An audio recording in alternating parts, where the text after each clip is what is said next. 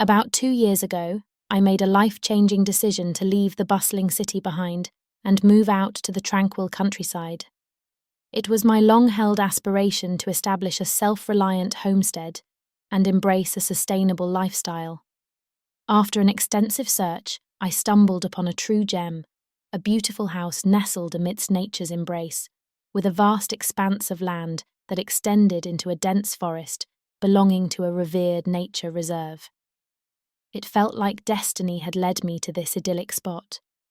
Little did I know, however, that this seemingly perfect haven had a dark secret lurking within its untouched wilderness.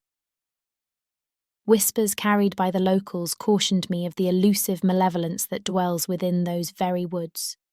They spoke of a horrifying creature, a frightening hybrid of a wolf and a man called the Beast. No one knew how this abomination came into existence, nor did they dare to seek such forbidden knowledge. It was whispered in hushed tones that the beast was born of dark magic, a result of a curse that twisted a man's soul and body into a being of pure evil.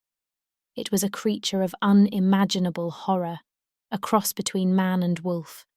This monstrous hybrid possessed the body of a man, but its features were twisted into a grotesque combination of human and wolf. Its eyes emitted a malevolent red glow, filled with a sinister intelligence that sent shivers down the spines of any who dared to gaze upon them. It prowled through the shadows, fueled by a feral hunger.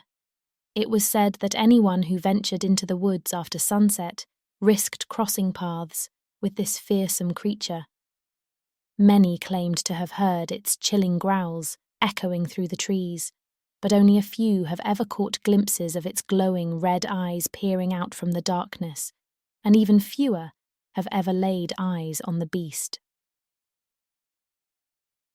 At first, I dismissed these tales as mere folklore, the products of hyperactive imaginations. After all, who could believe in such fantastical creatures in our modern age? But I soon paid the price for not believing. It was the early evening, and I had spent the day setting up fencing at the rear of my property. The sun had started to set, signalling the end of my workday. Just as I prepared to pack up my tools, a faint sound emerged from the distant reserve. Intrigued, I suspected it was the deer setting out on their evening journey. Living amidst such untamed beauty had its advantages, but also its challenges, which were the driving force behind my decision to erect some sturdy fencing. My curiosity got the best of me, and I decided to venture into the reserve. Armed only with my flashlight, I started walking into the woods, not too far, just enough to catch a glimpse of nature's treasures. As the darkness rapidly enveloped the forest, I switched on my flashlight and carefully pushed through the thick undergrowth, every fibre of my being attuned to the safety of both myself and the deer. The last thing I wanted was to agitate these magnificent creatures with needless stress. As I ventured deeper into the forest, the familiar sounds of chirping birds and rustling leaves faded away, replaced by an eerie silence. The air grew colder, and an oppressive darkness wrapped around me. The only guiding light was the feeble beam from my flashlight, which flickered anxiously like a tiny flame in a cavernous void. Suddenly, a bone-chilling growl reverberated through the air, causing me to freeze in my tracks. A second growl rippled through the air. It seemed to be coming from all directions, as if something was toying with me, circling me in the darkness. I was instantly terrified because I was pretty certain that deer don't growl. Not wanting to spotlight my presence, I immediately turned off the flashlight. As I stood there, frozen in time, branches snapped ominously underfoot, heightening my senses to every movement and unsettling sound. Shadows danced and flickered around me, playing tricks on my mind. Every now and then I would catch a glimpse of something large darting through the trees, but it disappeared before I could focus on it.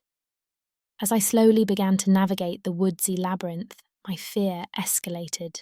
My heart was pounding in my ears, my hands shaking uncontrollably. To say I was frightened is an understatement. There are no words to explain how afraid I was. I thought my life was going to end. Panic was setting in because I could see no way out. I was wandering aimlessly, hoping I would miraculously escape the dark, woodsy maze. Just as I was beginning to lose hope, I came upon a clearing that was lit up in the pale moonlight. Relief washed over me as I continued calmly toward the clearing. Then, in an instant, my relief turned to terror. I couldn't believe my eyes. There, in the middle of the clearing, I saw it, the beast. Its appearance was as horrifying as the rumours had suggested. Its towering figure reeked of menace as it stood on two powerful legs, covered in mangled fur. Its torso, muscular and sinewy, merged seamlessly with the ferocious head of a wolf. Sharp fangs protruded from its snarling jaws as its blood-red eyes burned with an insatiable hunger for destruction. Long clawed hands, resembling wickedly curved talons, hung at the end of each muscular arm. It moved with the lethal grace of a predator. As the creature prowled the clearing, its back still towards me, a palpable malevolence emanated from its very being. Each step shook the ground, causing the leaves to quiver in fear. The twisted hybrid looked as though it possessed strength beyond human comprehension, capable of ripping flesh and crushing bones with a mere swipe of its monstrous claws. My eyes were glued to this hybrid monstrosity. This beastly creature was more horrifying than anything my imagination could ever conjure. I was fixated on this walking terror. Shaken to my core, I began to lose my balance. Quickly, I lost my footing and stepped on a pile of leaves before I could catch myself. The crisp crackle was like a summons, and the beast slowly turned its fiery gaze in my direction. I froze instantly as it scanned the clearing on high alert, waiting for me to make another foolish move. Afraid to take even one breath, I slapped my hand over my mouth. Then I started to pray like I've never prayed before. The second I could no longer hold it, I took the smallest breath and, at the same time, a terrifying squeal pierced the silence. The agonizing cry pierced the air, slicing through silence like a thunderbolt. This sound was the excruciating howl of an animal fighting for its life, the perfect invitation for the beast to feast. Its ears perked up, and it turned towards the source of this gut-wrenching wail. With the location of its target locked in, the beast stormed in the direction of its prey and away from me. My life was spared, a narrow escape to say the least. As I stood there, gasping for air, relief flooded through every fibre of my being.